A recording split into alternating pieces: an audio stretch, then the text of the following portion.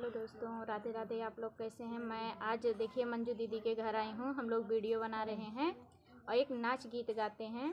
आप लोग को कैसा लगेगा कमेंट करके ज़रूर बताना। अगर गाना पसंद आए तो लाइक, सब्सक्राइब और शेयर करना। जब से चली गई नई नथुनिया, पिया बदली गई दुनिया। जब से चली गई नई नथुनिया, पिया बदली गई दुनिया। बदली गई दुनिया हो, बदली गई दुनिया। जब से चली गई नई नथुनिया, पिया बदली गई दुनिया।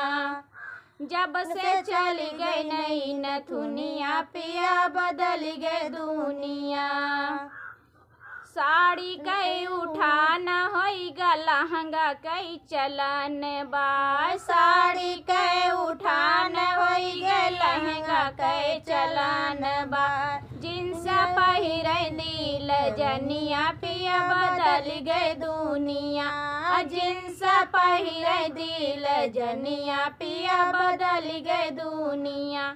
जब से चली गई नई नथुनिया, पिया बदल गई दुनिया। बदल गई दुनिया हो, बदल गई दुनिया। जब से चली गई नई नथुनिया, पिया बदल गई दुनिया। जब से चली गई नई नथुनिया, पिया बदल गई दुनिया। बाला कई उठान होइगा, झाला कई चलन बा। बाला कई उठान होइगा, झाला कई चलन बा। झूलनी पहिरे दिल जनिया, पिया बदल गई दुनिया।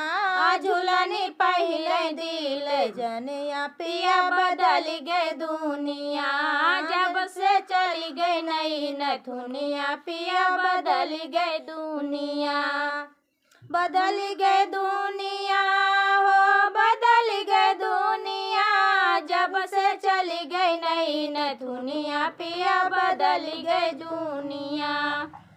चूड़ी कई उठान होइगा, कंगन कई चलन बा। चूड़ी कई उठान होइगा, कंगन कई चलन बा।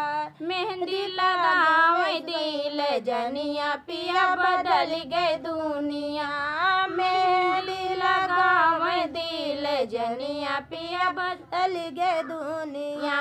जब से चली गई नई नथुनिया, पिया बदल गई दुनिया। बदल गई दुनिया हो, बदल गई दुनिया। जब से चली गई नई नथुनिया, पिया बदल गई दुनिया।